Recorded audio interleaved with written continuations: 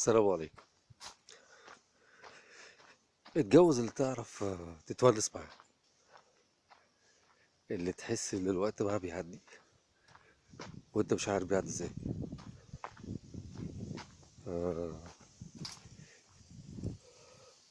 وكذلك الست، اتجوزي اللي تعرفي تتونسي معاه، اللي هو تحس ان الوقت برضه بيعدي كده وانت بتقول كل التفاصيل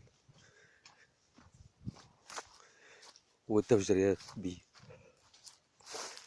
مش بتقعدوا وتحبوا في بعض، لا، تحكي كل التفاصيل عنك، عن حياتك، عن ظروفك، عن بيتك، عن أسرتك، عن أبوك، عن والدتك، اخواتك، أي حاجة، شغل.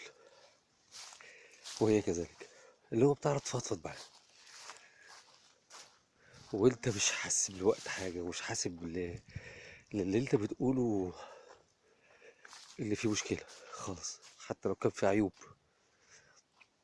يعني كمان لو انت قدرت في كلامك او في كلامك بتقولي حتى عيوب نفسك فيها مع حد بقى فيه ثقة شوية، هو ده، ما تسيبوش. لان بعد عمر من الجواز اللي هي بتفضل هي المساحة دي، مساحة الثقة والراحة في التعامل والونس. والونس بيجي من ان انا اتكلم براحتي ولا حد بيسمع. امسكي فيه او امسكيها، ما تسيبهاش. زي الفل. سلام.